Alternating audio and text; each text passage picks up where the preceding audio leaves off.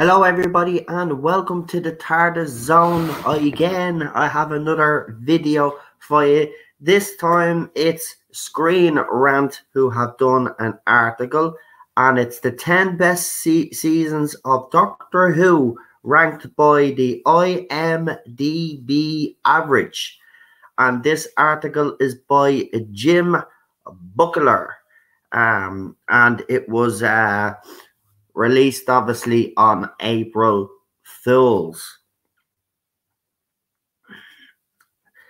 So Doctor Who has been back on our screens for 15 years. During this time we have had 12 seasons, 4 Doctors, dozens of companions and a whole host of adventures. Sadly, the last couple of seasons haven't been welcomed favourably by most fans. Uninspired storytelling and meddling with the beloved lore has been turning viewers off in droves.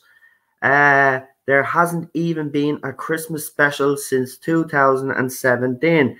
It's actually quite... there's some journalists at Screen Rant that actually have some credibility, same with Digital Spy, but unfortunately they do be drowned out by most of the other journalists that actually support this. It's actually nice to hear a journalist from Screen Rant actually convey what the fans are conveying. Let's continue. So it says, it's okay though, as we can always jump into TARDIS and go back to a happier time. Here are the top 10 seasons of New Who ranked by their IMDB average. So let's start. Let's see what series is at the number 10 spot. And surprisingly, actually, it's season 1. At number 10. So this was the introduction to the new Doctor in 9 years, and that's nothing to sneer at. Although it does have the lowest score on IMDb, the new run of Who started with a bang, introducing Christopher Eccleston as the Doctor and Billy Piper as his companion Rose Tyler. New Doctor, the new TARDIS, and a couple of great episodes include Dalek and the Empty Child. This season also have the phrase Bad Wolf littered throughout the universe, leading to an unforgettable and shocking finale. So that's at number 10. Do you agree with Series 1's ranking so far? At number 9, we have Series 5. This has to be... Seriously, this article has to be a P take, because Series 5 is a great series. But again, we'll read anyway. This season was the debut of the 11th Doctor, Matt Smith, and of Amy and Rory. Season 5 was also the first season of new showrunner and lifelong fan Stephen Moffat.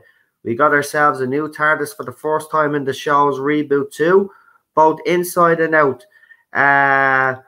What with the previous design blowing up, the Doctor's epic regeneration at the end of the last season.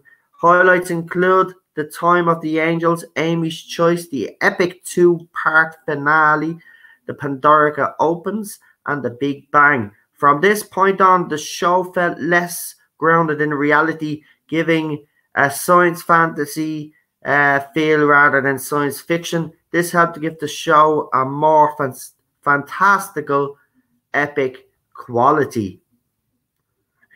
And at number 8 on this poll, it's Series 7. This season was split into 2 parts, so even though it started at the end of 2011, if you count the Christmas special as the season premiere as IMDb does, it didn't finish until 2013. An epic season thanks to the brilliant teaser poster campaign for each story. This helped each adventure feel like an event rather than just another chapter.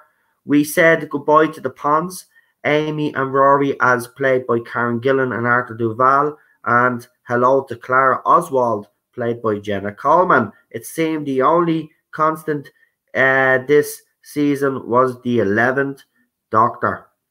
Do you agree with that? At number 7 is season 10.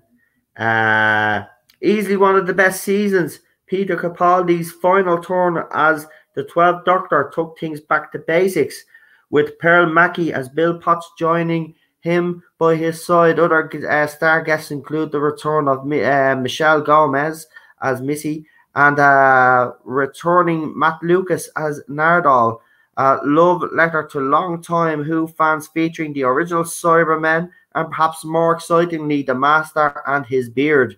The first episode is called The Pilot, a little nod to the signal that most of the loose ends from the previous season had been tied up, making this a great jumping off point for any new Who fans who want to work their way backwards.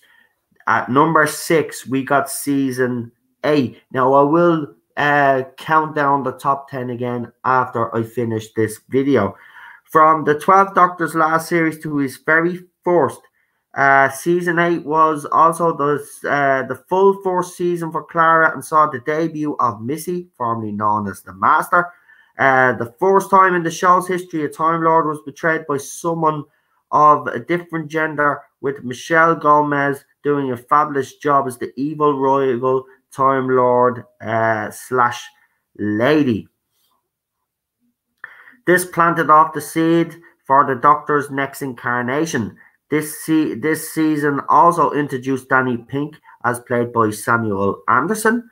Has the Doctor become a darker figure since his 13th regeneration? That's a mystery that Clara must figure out.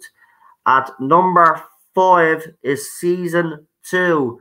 The 10th Doctor's first season. Rose Tyler would bow out of this year in an emotional finale, but soon after that we would be introduced to, at least momentarily, future companion Donna Noble, played by Catherine Tate. This series was also instrumental in the foundation of Torchwood and the institution designed in the late 1800s to protect Britain from extraterrestrial threat, which would be debuting in its own spin-off series later that year. Doctor Who had found its confidence again, and after a successful first series, allowed the writers more freedom to play with ideas. At number 4 is season 3. Season 3 featured the 10th Doctor and introduced a new companion in Martha Jones. Unlike Rose, Martha didn't come with baggage of unnecessary side characters. I disagree with that. Like Rose's mum Jackie and her boyfriend Mickey, allowing more screen time for the fantastical and adventure. It also brought back the Doctor's arch nemesis, the Master, played by Derek Jacobi, at least for a moment before he regenerated into John Sim. Just going back to that part. Rose's mum Jackie and Mickey were not unnecessary side baggage. Mickey ended up doing a lot in Doctor Who. Okay, Jackie didn't get to do that much, but she was still Rose's mother and was very important into understanding Rose, because we got to see what Jackie was like, her mother. So I disagree with that part of that article. Another highlight of this season is the Dr. Light episode Blink, which gave us the Weeping Angels and remains the highest rated episode of Doctor Who of all time. Really? Blink is the most rated of all time? Wow. Like, it's a great episode, but I thought the Time of the Angels was a better Weeping Angels story personally, but that's for another day. Maybe we should do a video on that sometime. At number 3 is season 6. The 4th season since the show's comeback, not to introduce any new characters. Instead, we get the continuing adventures of the 11th, Amy and Rory and River Song. Speaking of the mysterious Professor Song, this is a season where we're finally plunged into our backstory with many twists and reveals explaining how she became the kick-ass architect that we would all know and love. We also learn of the question, the one hidden in plain sight, but to quote River, to say anything more would be spoilers. With no new characters to introduce, it allowed us to study and become more acquainted with who we had, allowing a more of an emotional connection that the viewer had not really experienced before. At number 2 is Series 9, Peter Capaldi, the 12th Doctor's second season and the third and final one for Clara Oswald, making her longest running companion since the show's comeback in 2005. A very emotional season, and with one standout episode as Heaven Sent, a one-man story where the Doctor is trapped in a mysterious castle being stalked by a mysterious and terrifying figure who seemingly wants to get him to confess the past sins. A showcasing brilliance of Peter Capaldi's acting abilities. For that alone, yeah, I mean, that episode alone, it does deserve a high ranking, to be honest. I love that episode. Showrunner Stephen Moffat also seemed to be more restrained in this season, focusing on individual stories rather than a big, epic season-long arc. As fun as big twists and reveals can be with longer tales, the change helped casual viewers feel less alienated and confused. And at number 1 is Season 4. Although billed as Season 4, technically this season is the 30th if you include the ones although this is billed as Season 4, technically this season is the 30th if you include the ones runs 2005 and also contained the 750th episode. It was also the last full season for David Tennant, the showrunner Russell T. Davies, who would return next year for 4 specials before riding off into the sunset. This truly felt like an end of an era and the dawn of another, showing newer fans who Doctor Who is a show with infinite possibilities and the ability, much like the Doctor himself, to reinvent and regenerate.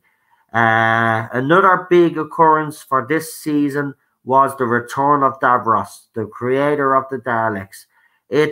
It's as if the show finally came to age in Season 4 and embraced its legacy with callbacks to classic stories. With so much going on, one can see why it's beloved by both new and old. I have to actually agree with that number 1, because Season 4 is my favourite season throughout New Who's run. But let us do as they did on Top of the Pops years ago. Let us do a top 10 countdown. At number 10, we had the one and only Season 1 featuring Christopher Eccleston and Billie Piper. At number 9, we had Season 5 featuring Matt Smith and Karen Gillan.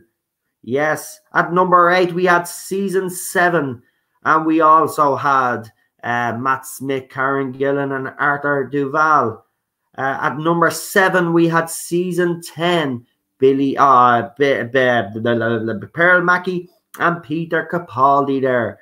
And again, number 6, Season 8, we had Michelle Gomez, Peter Capaldi, and we had, what's her name? I just said her name there a few minutes ago, Jenna Coleman. At number 5, we had Season 2, featuring David Tennant and Billie Piper. At number 4, we had Season 3, featuring David Tennant and Frigga Angiman. Yes. At number 3, we had Season 6, featuring Matt Smith, Alex Kingston, Arthur Duval, Karen Gillan, and more. Yes. At number 2, we had Season 9 with Peter Capaldi and Jenna Coleman. And again, number 1, the main man, the man that actually wins most fan polls. I have to say, he's not my favourite Doctor Who's run, but this season is absolutely epic. It's Season 4, number 1. Do you agree with those choices? Let me know. You mightn't agree with those choices. You might have your own personal top 10. Have you noticed as well, they haven't included actually Jodie Whittaker's seasons at all in this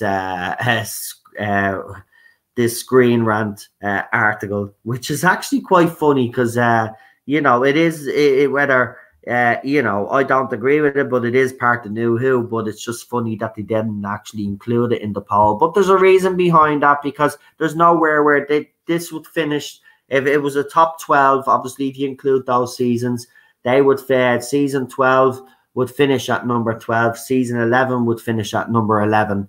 And then we'd have 10 all the way down. You know what I mean? That's why they weren't included, to be honest. But let me know, what is your top 10?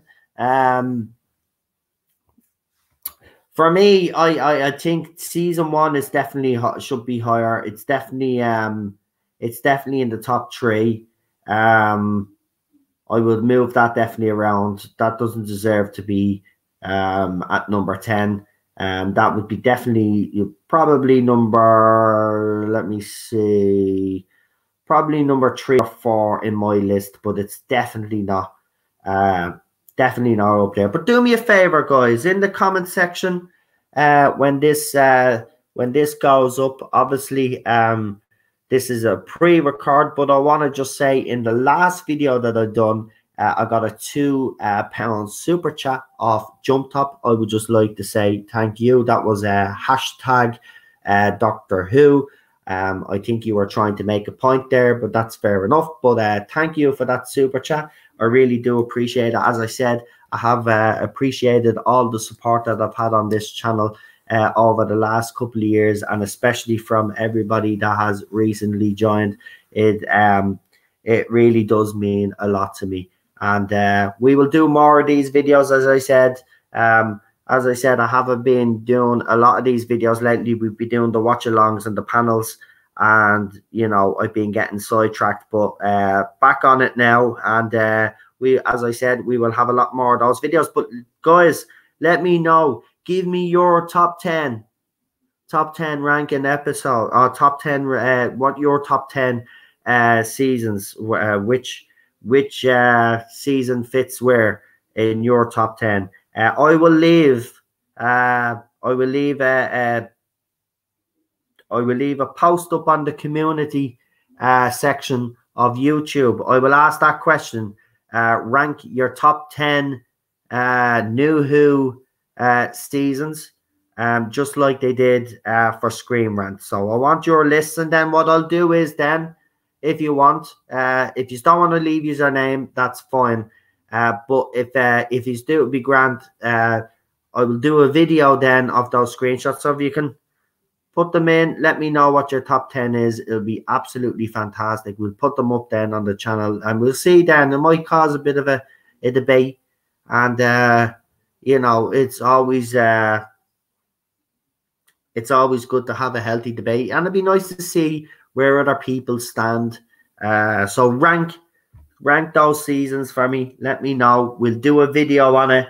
I'll throw it up, show everybody what your rankings are, and then we'll see if other people agree, which is it does. And, you know, it will cause a nice, healthy debate, and that's what we want.